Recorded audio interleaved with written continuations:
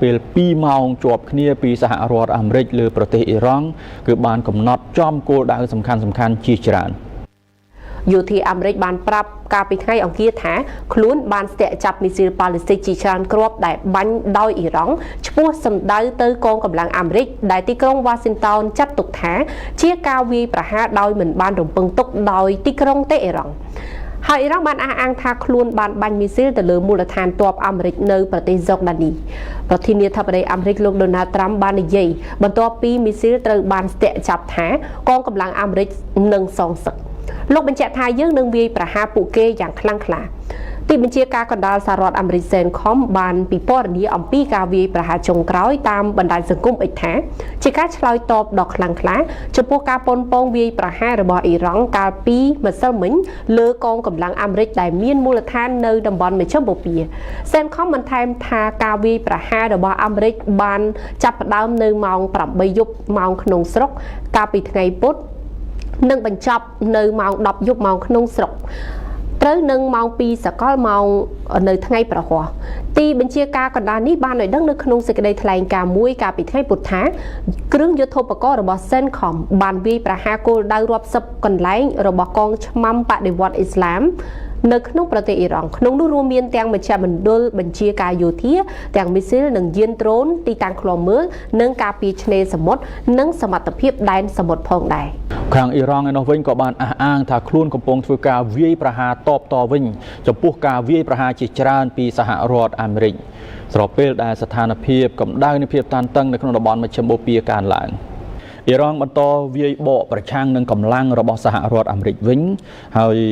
ព្យាយាមការពារផលប្រយោជន៍នៅក្នុងតំបន់ខណៈដែលការវាយប្រហារជុំថ្មីបានជំរុញឲ្យមានក្តីបារម្ភអំពីចំនួនកាន់តែខ្លាំងកងឆ្មាំបដិវត្តន៍អ៊ីស្លាមអ៊ីរ៉ង់ហៅកាត់ថាក្រុម IRGC កាលពីថ្ងៃពុធបានចេញវីដេអូនៃការវាយប្រហារនៅពេលយប់លើមូលដ្ឋានយោធាអាមេរិកមួយនៅប្រទេសហ្សូដានីដែលខ្លួនបាននិយាយថាធ្វើឡើងដើម្បីឆ្លើយតបនឹងសកម្មភាពឈ្លានពានប្រទេសហ្សូដានីបានឲ្យដឹងថាមីស៊ីលបាល់លីស្ទិក5គ្រាប់ត្រូវបានស្ទាក់ចាប់ប៉ុន្តែប្រធានាធិបតីអាមេរិក Donald Trump បានគម្រាមថាកម្លាំងប្រទេសលោកនឹងវាយប្រហារអ៊ីរ៉ង់កាន់តែខ្លាំងក្នុងការឆ្លើយតបនឹងការវាយប្រហារនៅហ្សូដានីលោកបានប្រាប់សារព័ត៌មាន Fox News ថាពួកគេនឹងត្រូវបានវាយប្រហារហើយរដ្ឋបាលរបស់លោកកំពុងថ្លឹងថ្លែងចំណាត់ការបន្ថែមប្រឆាំងនឹងក្រុមសម្ព័ន្ធមិត្តអ៊ីរ៉ង់នៅក្នុងតំបន់រួមទាំងនៅអ៊ីរ៉ាក់ផងដែរនៅក្នុងប្រទេសអ៊ីរ៉ង់កាលពីរសៀលថ្ងៃពុធអាជ្ញាធរបានរាយការណ៍ថាមីស៊ីលមួយគ្រាប់បានវាយប្រហារតំបន់ព្រំដែននៅក្នុងខេត្ត West Azerbaijan ប៉ុន្តែពុំមានអ្នកស្លាប់ឬរបួសទេភ្លាមនោះអ៊ីស្រាអែលបាននិយាយថាយានដ្រូនមួយគ្រឿងដែលត្រូវបានបាញ់ចេញដោយក្រុមហេស្បូឡាលីបង់គាំទ្រដោយអ៊ីរ៉ង់បានកំណត់គោលដៅលើរថយន្តយោធាអ៊ីស្រាអែលមួយគ្រឿងនៅភាគខាងត្បូងនៃប្រទេសលីបង់ទូរទស្សនិកជនប្រទេសអារ៉ាប៊ីសាអូឌីតកំពុងស្វែងរកជំនួយពីអន្តរជាតិដើម្បីជួយដល់ការធ្វើនាវាចររបស់ខ្លួនឆ្លងកាត់ច្រកសមុទ្របាប់អាល់ម៉ាន់ដាបនៅសមុទ្រក្រហមស្របពេលដែលច្រកនេះបច្ចុប្បន្នកំពុងរងការគំរាមកំហែងពីក្រុមហ៊ូធីដែលគាំទ្រដោយអ៊ីរ៉ង់ប្រភពចំនួន2ដែលដឹងអំពីការពិភាក្សាបានប្រាប់កាលពីថ្ងៃពុធថាឥឡូវនេះប្រទេសអារ៉ាប៊ីសាអូឌីតកំពុងស្វែងរកការបង្កើតសម្ព័ន្ធភាពអន្តរជាតិដើម្បីការពារការដឹកជញ្ជូនតាមច្រកសមុទ្រក្រហមពីការវាយប្រហាររបស់ក្រុមហ៊ូទីប្រភពទាំងពីរបានបញ្ជាក់ថាសមាជិកភាពនៃសម្ព័ន្ធភាពមិនទាន់ត្រូវបានបញ្ចប់សពគ្រប់នៅឡើយទេហើយកំពុងត្រូវបានពិភាក្សាជាមួយប្រទេសរាប់សិបមជ្ឈមណ្ឌលទំនាក់ទំនងអន្តរជាតិរបស់អារ៉ាប៊ីសាអូឌីតមិនបានឆ្លើយតបភ្លាមឡើយចំពោះសំណើសុំការអធិប្បាយជុំវិញករណីនេះគួរបញ្ជាក់ថាក្រុមហ៊ូទីដែលមានសម្ព័ន្ធភាពជាមួយអ៊ីរ៉ង់បានប្រាប់កាលពីថ្ងៃទី20 ខែកក្កដាថាពួកគេនឹងអនុវត្តការបិទផ្លូវទឹកចំពោះអារ៉ាប៊ីសាអូឌីតនៅសមុទ្រក្រហមដើម្បីឆ្លើយតបទៅនឹងអ្វីដែលពួកគេបានពិពណ៌នាថាជាការឡោមព័ទ្ធរបស់អារ៉ាប៊ីសាអូឌីតលើប្រទេសយេម៉ែនជាការចោទប្រកាន់ដែលទីក្រុងរីយ៉ាតបានបដិសេធចាប់តាំងពីពេលនោះមកក្រុមហ៊ូទីបានអះអាងថាពួកគេបានបើកការវាយប្រហារលើនាវារបស់អារ៉ាប៊ីសាអូឌីតនៅក្នុងសមុទ្រក្រហមអារ៉ាប៊ីសាអូឌីតបានឆ្លើយតបដោយការវាយប្រហារតាមអាកាសលើអ្វីដែលខ្លួនចាត់ទុកថាជាទីតាំងយោធារបស់ក្រុមហ៊ូទីនៅកំពង់ផែហូដេដារបស់យេម៉ែនដែលត្រូវបានប្រើដើម្បីគម្រាមកំហែងដល់ការដឹកជញ្ជូនពាណិជ្ជកម្មរដ្ឋមន្ត្រីក្រសួងរដ្ឋាភិបាលសហរដ្ឋអាមេរិកបានឲ្យដឹងថាអាមេរិកនឹងមិនអនុញ្ញាតឲ្យអ៊ីរ៉ង់ប្រើប្រាស់ពាណិជ្ជកម្មសកលមកធ្វើជាចំណាប់ខ្មាំងនោះឡើយ លោករដ្ឋមន្ត្រីក្រសួងរដ្ឋាភិបាលអាមេរិក Scott Bessent បានថ្លែងថារបបអ៊ីរ៉ង់អស់សង្ឃឹមសម្រាប់សាច់ប្រាក់គណៈសេដ្ឋកិច្ចនៃប្រទេសនេះកំពុងជាប់គាំងហើយអតិផរណាឈានដល់តួលេខ3ខ្ទង់បន្ទាប់ពីការប្រកាសរបស់ការិយាល័យលោក Bessent អំពីទណ្ឌកម្មថ្មីលើអ៊ីរ៉ង់លោកបានសរសេរលើបណ្ដាញទំនាក់ទំនងសង្គម X ថាសហរដ្ឋអាមេរិកនឹងមិនអនុញ្ញាតឲ្យអ៊ីរ៉ង់យកពាណិជ្ជកម្មសកលធ្វើជាចំណាប់ខ្មាំងឬប្រើប្រាស់ការដឹកជញ្ជូនអន្តរជាតិដើម្បីផ្ដល់ហិរញ្ញវត្ថុដល់សកម្មភាពភេរវកម្មការឈ្លានពាននិងការដាក់គំនាបរបស់កងឆ្មាំបដិវត្តន៍អ៊ីស្លាមអ៊ីរ៉ង់ IRGC បានឡើយពេលមុនក្រសួងរដ្ឋាភិបាលបាននិយាយថាក្រសួងបានដាក់ទណ្ឌកម្មលើក្រុមហ៊ុនចំនួន2ដែលខ្លួនបានចាត់ទុកថាជាផ្នែកសំខាន់មួយចំពោះគម្រោងជំរិតទារប្រាក់គាំទ្រដោយកងឆ្មាំបដិវត្តន៍អ៊ីស្លាមអ៊ីរ៉ង់ដែលបង្ខំឲ្យនាវាពាណិជ្ជកម្មទិញការធានារ៉ាប់រងផ្លូវសមុទ្រជាកាតព្វកិច្ចដើម្បីឆ្លងកាត់ច្រកសមុទ្រហូមូសបានជាថ្មីម្ដងទៀតអង្គការសហប្រជាជាតិបានបង្ហាញពីក្តីបារម្ភអំពីការកើនឡើងនៃភាពតានតឹងនៅក្នុងតំបន់មជ្ឈិមបូព៌ានិងជំរុញដល់ភាគីពាក់ព័ន្ធក្នុងចំនួនត្រឡប់មករកការដោះស្រាយបញ្ហាតាមផ្លូវចរចាគ្នាវិញលោក Fahanha អ្នកនាំពាក្យរបស់អង្គការសហប្រជាជាតិបានថ្លែងនៅថ្ងៃប្រហ័សសប្តាហ៍នេះថាអគ្គលេខាធិការអង្គការសហប្រជាជាតិ Antonio Guterres បានសម្ដែងក្តីបារម្ភអំពីការរីកធំចំនួននៅតំបន់មជ្ឈិមបូព៌ាដោយជំរុញឲ្យភាគីពាក់ព័ន្ធបញ្ឈប់ការប្រយុទ្ធនិងវិលត្រឡប់ទៅរកកិច្ចប្រឹងប្រែងផ្នែកការទូតឡើងវិញលោកហាក់បាននិយាយនៅក្នុងសន្និសីទសារព័ត៌មានថាលោកអគ្គលេខាធិការបារម្ភថាប្រសិនបើភាគីនានាមិនវិលត្រឡប់ទៅរកកិច្ចប្រឹងប្រែងផ្នែកការទូតវិញទេនោះវានឹងមានការរីកធំចំនួនហើយទំនងជាអ្វីដែលបានកើតឡើងថ្មីនេះលោកបានបញ្ជាក់យ៉ាងច្បាស់ពីក្តីបារម្ភរបស់លោកអំពីការប្រយុទ្ធគ្នាជាថ្មីនិងការកើនឡើងនិងការពង្រីកចំនួនណាមួយទាំងនេះពុំមែនជាការវិវត្តវិជ្ជមានទេលោកចង់ធ្វើឲ្យប្រកាសថាភាគីនានាអាចបញ្ឈប់ការប្រយុទ្ធហើយវិលត្រឡប់ទៅរកកិច្ចប្រឹងប្រែងផ្នែកការទូតវិញរួមទាំងកិច្ចប្រឹងប្រែងដែលត្រូវបានសម្របសម្រួលជំរុញដោយប្រទេសប៉ាគីស្ថានកាតានិងប្រទេសជាអ្នកសម្របសម្រួលដទៃទៀតផងដែរដិតជាបឋមសូមលោកដិតជួយវិតម្លៃអំពីការវិវត្តចុងក្រោយនៃការប្រឈមមុខគ្នារវាងសហរដ្ឋអាមេរិកនិងអ៊ីរ៉ង់ហើយតើភាពតានតឹងនេះស្ថិតនៅក្នុងកម្រិតណាបើធៀបទៅនឹងវិបត្តិកាលពីកន្លងមកដែរលោកដិតបាទសង្គ្រាមឥឡូវនេះគឺមានន័យថាឈប់ផងវាយផងបាទចរចាផងហើយនឹងមានការលើកឡើងពីភាគីទាំងសងខាងបាទថាខ្លួនជាអ្នកដែលបានទទួលជោគជ័យហើយជាពិសេសចុងក្រោយនៃសង្គ្រាមជុំទី3បាទរយៈពេល2សប្តាហ៍នោះបាទគឺខាងអ៊ីរ៉ង់បានចេញមកប្រកាសជាផ្លូវការតែម្ដងក្នុងការធ្វើរបាយការណ៍អំពីការវាយប្រហារទៅលើមូលដ្ឋានទៅលើផលប្រយោជន៍របស់សហរដ្ឋអាមេរិកក្នុងតំបន់នេះបាទគឺមានគេហៅថាការខូចខាតយ៉ាងសន្ធឹកសន្ធាប់នេះគឺតាមរបាយការណ៍របស់អ្នកនាំពាក្យរបស់ IRGC របស់អ៊ីរ៉ង់បាទគេហៅថារបបរដ្ឋអ៊ីស្លាមរបស់អ៊ីរ៉ង់ហើយសម្រាប់ខាងសហរដ្ឋអាមេរិកក៏បានរាយការណ៍ដែរបាទនៅក្នុងការធ្វើគេហៅថា hearing ការធ្វើសវនកម្មហៅសវនកម្មជាមួយនឹងរវាងព្រឹទ្ធសភាសហរដ្ឋអាមេរិកហើយជាមួយនឹងខាងលោក Pete Hegseth រដ្ឋមន្ត្រីក្រសួងសង្គមរបស់អាមេរិកនោះគឺបានបូកសរុបដែរតទៅនឹងការខូចខាតបាទគឺមានលក្ខណៈខូចខាតយ៉ាងដំណំហើយអ្វីដែលមើលឃើញដែលមានបញ្ហាធំនោះគឺអាមេរិកឃ្លាំងស្តុកអាវុធរបស់អាមេរិកបាទគឺគាត់ថាមិនមែនអស់តែ 10% ឬក៏ 30% ទេបាទរហូតដល់ពេលនេះគឺអស់ 50% ហើយអស់ 30% សម្រាប់សហរដ្ឋអាមេរិកទេបាទប៉ុន្តែបើសម្រាប់ប្រទេសនៅតំបន់មជ្ឈិមបូព៌ាគេហៅប្រទេសដែលជាសម្ព័ន្ធមិត្តនៅមជ្ឈិមបូព៌ាវិញគឺអស់បើនិយាយអំពីឃ្លាំងបដិយុទ្ធឃ្លាំងការពារប្រព័ន្ធដែនអាកាសវិញគឺអស់ជាង 75% ហើយបាទដូច្នេះមួយរយៈនៅក្រោយពីសង្គ្រាមជុំទី3 2សប្តាហ៍គឺបានប្រកាសឲ្យមានការឈប់វាយបាទការសហរដ្ឋអាមេរិកបានបិទឈប់វាយថាបើកផ្លូវឲ្យមានការចរចាប៉ុន្តែអ្វីដែលយើងមើលឃើញថាក្រោយពីឈប់វាយគ្នាបាន2 3ថ្ងៃគឺអ៊ីរ៉ង់នៅបន្តបើកការវាយឡើងវិញបាទពីព្រោះអ៊ីរ៉ង់គឺมันអាចទុកចិត្តអ្វីដែលយើងស្ដាប់មើលអំពីប្រវត្តិនៃការចរចាហើយប្រវត្តិនៃសង្គ្រាមនេះ47ឆ្នាំមកនេះគឺបាទគឺអត់ទុកចិត្តអាមេរិកទេដូច្នេះទេអ៊ីរ៉ង់បានបើកការវាយប្រហារជាថ្មីទៅកាន់មូលដ្ឋានអាមេរិកនៅហ្សកដានីនៅប្រទេសហ្សកដង់ហើយលោក Donald Trump ក៏បានបើកការវាយវិញហើយបាទចាប់វាយវិញទៀតហើយបាទសម្រាប់បាន3 4ថ្ងៃឥឡូវនេះពងវាយទៅវិញទៀតហើយវាយនេះគឺបញ្ហាឥឡូវនេះគឺមានការចូលរួមបាទគឺមានការចូលរួមពីប្រទេសសម្ព័ន្ធមិត្តនៅក្នុងតំបន់ទៅទៀតបាទដូច្នេះសង្គ្រាមគឺកាន់តែរៀលដាលហើយគឺរៀលដាលទៅដល់ប្រទេសអ៊ីរ៉ាក់បាទអញ្ចឹងគេវាយទៅលើក្រុមគេហៅថាក្រុមដែលគ្រប់គ្រងដោយអ៊ីរ៉ង់ដោយហ៊ូទីនោះនៅប្រទេសអ៊ីរ៉ាក់ទៅទៀតគឺ វាយចុងក្រោយនេះគឺអាមេរិកហើយនឹងរួមដៃជាមួយនឹងអារ៉ាប៊ីសាអូឌីតបាទវាទៅលើមូលដ្ឋានក្រុមដែលគ្រប់គ្រងដោយអ៊ីរ៉ង់នៅប្រទេសអ៊ីរ៉ាក់ទៀតបាទហើយចុងក្រោយនេះដែរគឺអ៊ីរ៉ង់មិនមែនត្រឹមតែវាយទៅជ័រដានីទេ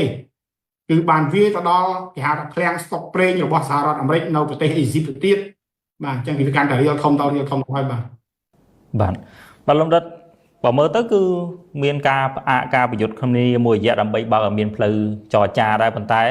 នៅតែមានការប្រឈមមុខជាថ្មីវាអាចបង្ហាញថាពីការបរាជ័យផ្នែកការទូតឬក៏ជាការយុទ្ធសាស្ត្រប្រើប្រាស់កម្លាំងដោយអាងលើសំទោសឬក៏ជាយុទ្ធសាស្ត្រប្រើកម្លាំងដើម្បីបង្កើនអនុភាពលើការចរចាទេនៅក្នុងសង្គ្រាមរវាងអាមេរិកនិងអ៊ីរ៉ង់នេះបាទ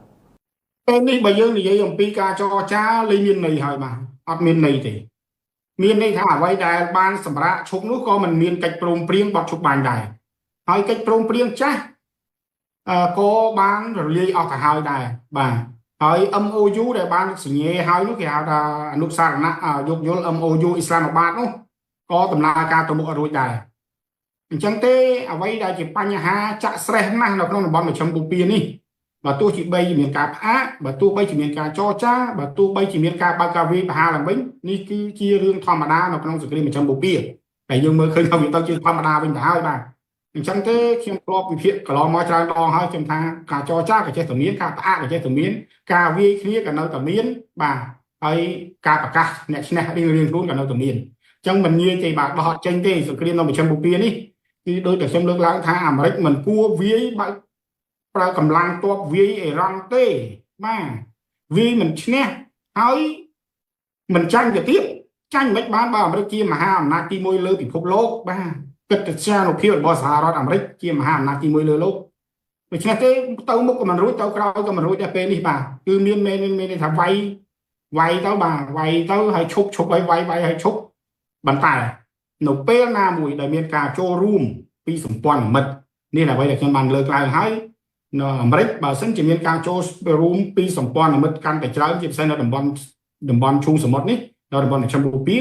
ហើយនឹងសម្ព័ន្ធមិត្តនៅអឺរ៉ុបបាទរួមទាំងសមាជិក NATO នោះបាទទៅសង្គ្រាមនេះអាចបំបែកភាពតច្រកបានបាទដូច្នេះទេបើដរាបណាដែលខាង NATO ដែលអឺរ៉ុបនៅតែសង្ងំទេឬចាំមើលដូចរងថ្ងៃទេបោះអត់ចេញទេបាទនៅតែរ៉ាំរ៉ៃដូចជាពេលបច្ចុប្បន្ននឹងអញ្ចឹងលំដាប់នៅតែរ៉ាំរ៉ៃ47ឆ្នាំកន្លងមករហូតដល់47ឆ្នាំទៅមុខទៀតក៏មិនដឹងថាម៉េចដែរបាទមើលឃើញខ្ញុំធ្លាប់ឃើញដូចជាបទពិសោធន៍នៃអាហ្គានីស្ថានគឺចុងក្រោយគឺអាមេរិកគឺជាអ្នកដកខ្លួនចេញពីចំនួនតែម្ដងបាទអាចថាមានរូបភាពបែបហ្នឹងទៅមើលទៅថ្ងៃអនាគតលំដាប់បាទអានេះអាចដែរបើសិនជាករណីដែលអាមេរិកត្រូវបដូររបបមានន័យថាបោះឆ្នោតក្រោយពីឆ្នាំនៅក្នុងឆ្នាំ2028ខាងមុខបាទចុងឆ្នាំ2028ចូលឆ្នាំ2029នោះមានការផ្លាស់ប្ដូរប្រធានាធិបតីបាទនឹងមានការប្រែប្រួលប៉ុន្តែដោយរាល់ថ្ងៃនេះគឺអត់អាចធ្វើអញ្ចឹងទេហេតុអ្វីបានមិនអាចធ្វើអញ្ចឹងបានពីព្រោះលោក Donald Trump គឺជាអ្នកការគ្រប់គ្រងអ៊ីស្រាអែលបាទ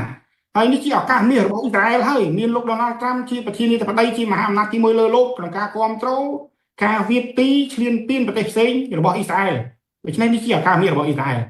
ហើយដូច្នេះទេគឺការដកទ័ពចេញដោយករណីនៅអាហ្គានីស្ថានដោយករណីនៅវៀតណាមគឺអត់ទេនៅក្នុងរបបរដ្ឋបាលរបស់លោក Donald Trump បាទលំដាប់ទោះជាចំណាយលុយអស់ប្រមាណក៏មើលទៅគឺមិនដកទេសហរដ្ឋអាមេរិកនឹងមិនព្រមចោះចាញ់ទេលំដាប់មើលបើមែនទេយើងពិនិត្យមើលថាអាមេរិកមែនទេចង់ដកប៉ុន្តែបើយើងពិនិត្យមើលទៅលើខាងនីតិបញ្ញត្តិរបស់សហរដ្ឋអាមេរិកបាទនៅសភាអាមេរិកនៅព្រឹទ្ធសភាអាមេរិកសួរថាអ្នកគេជាសមាជិកនៅទីនោះអ្នកនយោបាយអាមេរិកសិតតែជនជាតិជ្វីសអ៊ីស្រាអែល Zionist បាទដូច្នេះចុងក្រោយយើងឃើញហើយអ្នកខ្លះគឺបោះឆ្នោតមានការប្រឆាំងទៅនឹងសង្គ្រាមនេះបាទនៅក្នុងសភាកុងក្រេសប៉ុន្តែទៅឡើងទៅដល់ព្រឹទ្ធសភាសិតតែជាក្រុមបាទរបស់ Zionist អ៊ីស្រាអែលនេះគឺមិនអាចទេបាទគឺមិនអនុម័តទៅលើការបញ្ឈប់សង្គ្រាមនេះបានទេបាទលំដាប់បាទលំដាប់តើគោលបំណងយុទ្ធសាស្ត្ររបស់សហរដ្ឋអាមេរិកនិងអ៊ីរ៉ង់រៀងខ្លួនក្នុងការប្រឈមមុខលើកនេះគឺជាអ្វីដែរហើយតើភាគីណាមួយកំពុងតែមានប្រៀបជាងដែរលំដាប់បាទទុនដៃបាទមែនទេទៅយើងឃើញហើយការវាយប្រហារនេះគឺទុនដៃអ្វីដល់តាមរបាយការណ៍យើងមើលឃើញហើយមិនមែនជាអ្នកសារព័ត៌មាននិយាយឬក៏មិនមែនអ្នកវិភាគនិយាយទេ គឺផ្ទៃក្នុងអាមេរិកតែម្ដងគឺជាអ្នកនិយាយបាទគឺសមាជិកព្រឹទ្ធសភាអាមេរិកតែម្ដងជាអ្នកបុកសរុបរបាយការណ៍យើងឃើញហើយឃ្លាំងអាវុធចង់អស់បាទហើយការចំណាយច្រើនដែលប៉ះពាល់ទៅដល់ជីវភាពប៉ះពាល់ទៅដល់តំណែងដែលបងពុនដែលជាប្រជាពលរដ្ឋអាមេរិកបាទហើយប៉ះពាល់ទៅដល់ការកាត់នៅការចំណាយមួយចំនួនពាក់ព័ន្ធទៅនឹងគេហៅថាសន្តិសុខសង្គមបញ្ហាថែទាំសុខភាពជីវភាពរបស់ប្រជាជនអាមេរិកជាដើមនេះគឺជាផលប៉ះពាល់មួយដ៏ធំហើយបើសិនជាយើងពិនិត្យមើលទៅលើសង្គ្រាមនេះមែនទេទៅបើសហរដ្ឋអាមេរិកនេះយើងខ្ញុំបញ្ជាក់គ្រាន់តែងាយស្ដាប់ទេបងប្អូនកុំឲ្យពិបាកស្ដាប់លោកទេវត្តបាទយើងចូលទៅវាយគេអាមេរិកចូលទៅវាយគេមិនចឹងមានន័យថាវាយគេចង់ឈ្នះគេហើយហេតុអីអាមេរិកព្រមមកឲ្យគេបើកផ្លូវឲ្យមានការចរចាជាច្រើនដល់ជាច្រើនសារមានន័យថាយ៉ាងម៉េចមានន័យថាវាយគេមិនបែកវាយគេមិនបែកវាយគេមិនឈ្នះគឺចរចាសុំចរចាមែនទេនោះប្រើពាក្យសុំចរចាហើយចំក្រោយនេះយើងឃើញហើយអាមេរិកវាយខ្លួនឯងតែម្ដងវាយទុនវាយខ្លួនឯងអស់មែនទេម្ដងគឺសុំផ្អាករយៈពេលប្រហែលអាទិត្យមុននេះបាទអញ្ចឹងសុំផ្អាកនេះហើយប្រថាបើកផ្លូវឲ្យមានការចរចាប៉ុន្តែយើងបញ្ជាក់ថាបើពីណាមានព្រៀបយើងគ្រាន់មើលទៅខាងអ៊ីរ៉ង់នេះឆ្លើយតបយ៉ាងម៉េចมันមានការចរចាជាមួយសហរដ្ឋអាមេរិកទេมันទុកចិត្តអាមេរិកទេហើយនឹងគ្មានការចរចាជាមួយអាមេរិកទេហើយទន្ទឹមនឹងនេះអ៊ីរ៉ង់ទោះបីអាមេរិកឈប់វាយក៏ដោយអ៊ីរ៉ង់នៅតែបើកបាញ់មីស៊ីលបាទប៉ាឡេស្ទីកទៅកាន់ស្រុកដង់នៅមូលដ្ឋានទ័ពរបស់អាមេរិកនៅប្រទេសស្រុកដង់រហូតដល់បាញ់ទៅដល់ឃ្លាំងប្រេងរបស់អាមេរិកនៅប្រទេសអេស៊ីបទៅទៀតបាទនេះគឺមានន័យថាយ៉ាងម៉េចមានព្រៀបមិនមានព្រៀបខ្ញុំមិនបាច់និយាយដល់បងប្អូនខ្លះថាខ្ញុំកាន់ជើងនេះកាន់ជើងនេះនោះនេះគឺជាអ្វីដែលតែហេតុដែលយើងឃើញទាំងអស់គ្នាបាទគោលបំណងអីទៅលោកបណ្ឌិតមើលទៅបើនៅតែវាយគ្នាវាយឈប់នេះតើគោលបំណងអ្វីសហរដ្ឋអាមេរិកហ្នឹងមានគោលបំណងអ្វីដែរហើយអ៊ីរ៉ង់មានគោលបំណងអ្វីដែរដែលនៅតែបន្តធ្វើសង្គ្រាមជាមួយគ្នាបែបនេះបាទគោលបំណងធំគឺអាមេរិកបានបញ្ជាក់ហើយតាក់ទងទៅនឹងមូលហេតុគឺកំទេចនៅគេហៅថាកម្មវិធីនុយក្លេអ៊ែរបាទហើយក៏ដូចជាឥឡូវនេះគឺកំទេចមិនបានហើយសង្គ្រាមមិនអាចព្រួតរលំរបបបានមិនឈ្នះប៉ុន្តែអត់មានយុទ្ធសាស្ត្រដកថយអ្វីដែលខ្ញុំបានបញ្ជាក់ឲ្យតាក់ទង exit strategy បាទគឺអត់មានទេសហរដ្ឋអាមេរិកអត់មាន exit strategy ទេដូច្នេះបើចង់ថយវិញគឺបាត់នៅកិច្ចការអនុភាពរបស់អាមេរិកនៅក្នុងតំបន់បាទហើយច្បាស់ណាស់សម្រាប់អ៊ីរ៉ង់គឺជោគជ័យខ្ញុំលើកឡើងថាជោគជ័យបងប្អូនខ្លះប្រតិកម្មទៀតជោគជ័យដូចខ្ញុំលើកខាងដើមមិញខ្លះហើយឥឡូវខ្ញុំបន្ថែមទៀតទៅចុះពីដើមយើងគិតមើលច្រក almost មានពីណាគ្រប់គ្រងអ៊ីរ៉ង់មានគ្រប់គ្រងឯណាទៅទាថ្លៃទីអីណានាវាបាទដល់ប្រេងចេញចូលធម្មតាបើសេរីហ្នឹងប៉ុន្តែឥឡូវអ៊ីរ៉ង់គ្រប់គ្រងអានេះគឺបន្ថែមជោគជ័យរបស់អ៊ីរ៉ង់បាទហើយអ្វីដែលយើងមើលឃើញទៀតថាកម្លាំងរបស់អ៊ីរ៉ង់បានបង្ហាញកម្លាំងរបស់អ៊ីរ៉ង់ខ្លាយទៅជាមហាអំណាចយោធាបាត់ទៅហើយបើឈប់វាយពេលនេះត្រឹមនេះបើឈប់ត្រឹមនេះទាំងអស់គ្នាទាំងអាមេរិកទាំងអ៊ីរ៉ង់គឺមានន័យថាអាមេរិកចាញ់ទាំងស្រុងហើយអ៊ីរ៉ង់រះឡើងជាមហាអំណាចនៅក្នុងតំបន់បាទនេះដោយអូតូម៉ាទិកហើយមែនទែនទៅសង្គមនេះបាទគឺស្មើនឹងអាមេរិកខ្ញុំបញ្ជាក់ឲ្យថាមិនគួរលូកដៃចូលនៅក្នុងក្តារអុកដោយផ្ទាល់ទេបាទយើងជាមហាអំណាចបងធំផុតគេទាំងអស់មិនវាយគេគ្រាន់តែកហឹមក៏គេខ្លាចតែឥឡូវដល់ពេលចូលវាយទៅឃើញសមត្ថភាពប៉ុណ្ណេះវាបង្ហាញពីសមត្ថភាពខ្លួនឯងបាទអញ្ចឹងទេធ្វើឲ្យគេអាចនិយាយតម្លៃបានពីសមត្ថភាពមហាអំណាចទី1លើโลกអ្វីដែលផលប្រយោជន៍ធំបំផុតនៅពេលនេះបាទគឺធ្វើឲ្យចិនរះឡើងកាន់តែលឿនបាទទៅជាមហាអំណាចទី1លើโลกនិងជាមហាអំណាចដែលមានឥទ្ធិពលហើយនឹងការដោះស្រាយនៅបញ្ហាភូមិសាស្ត្រនយោបាយក្នុងពិភពលោកបាទខ្ញុំចាប់អារម្មណ៍គឺដោយសារតែមហាអំណាចពីរគឺអាមេរិកនិងរុស្ស៊ីក៏លើកំពុងតែជាប់ដៃក្នុងសង្គ្រាមដូចគ្នាខណៈដែលចិនគឺហាក់បីដោយរក្សាខ្លួនបានល្អហើយកំពុងតែរះឡើងដោយលោកដិតមានប្រសាសន៍បាញ់វិញលោកដិតមើលទៅតើការប្រឈមមុខគ្នានេះគឺបើតាមភាសាលោកដិតគឺឃើញថាអ៊ីរ៉ង់បាញ់មីស៊ីលអីទៅដល់បំផ្លាញឃ្លាំងស្តុកប្រេងអីរបស់អាមេរិកទៅដល់អេស៊ីបអីជាដើមអញ្ចឹងហើយមើលទៅកាលពីប្រហែលថ្ងៃមុនហ្នឹងអ៊ីរ៉ង់ក៏បានបាញ់ប្រើប្រាស់ដ្រូនវាយប្រហារទៅលើសំទោសអ៊ុយក្រែនបានប្រើប្រាស់ដ្រូនវាយប្រហារទៅលើនាវាដឹកទំនិញពីអ៊ីរ៉ង់ទៅកាន់រុស្ស៊ីអីជាដើមអាចទេដែលលទ្ធភាពនេះទៅជាសង្គ្រាមពេញលេញជាសង្គ្រាមពេញតំបន់ពេញទីទាំងអស់ហើយមានកត្តាអ្វីខ្លះដែលជំរុញឲ្យចំនួននេះកាន់តែរីករាលដាលដែរលោកដិតបាទសង្គ្រាមនេះមែនទេទៅមិនមែនតែសង្គ្រាមនៅក្នុងតំបន់មជ្ឈមបូព៌ាទេបើយើងពិនិត្យមើលទៅលើសង្គ្រាមនៅអាស៊ីនៅតំបន់មជ្ឈមបូព៌ាហើយនឹងសង្គ្រាមនៅអឺរ៉ុបបាននៅក្នុងប្រទេសអ៊ុយក្រែនហើយនេះគឺជាសង្គ្រាមពោលពីរធំរបស់ពិភពលោកតែម្ដងអញ្ចឹងពិភពលោកបច្ចុប្បន្ននេះបាទគឺលែងមានគេហៅថាសម្ដាប់ធ្នាប់ជាឯកពលដូចមុនហើយក្រោយពីសង្គ្រាមលោកលើកទី2គឺបង្កើតនៅគេហៅថាអង្គការមួយដែលហៅថាអង្គការសហប្រជាជាតិហើយនៅក្នុងនោះមាន P5 សមាជិកអចិន្ត្រៃយ៍របស់អង្គការសហជីវជាតិទាំង5ដែលជាអ្នកគ្រប់គ្រងនៅសម្ដាប់ធ្នាប់របស់ពិភពលោកបាទអញ្ចឹងទេបាទដល់បច្ចុប្បន្ននេះយើងឃើញហើយ P5 ខ្លួនឯងនេះជាអ្នកឈ្លានពានទេបាទជាអ្នកបង្កើតសង្គ្រាម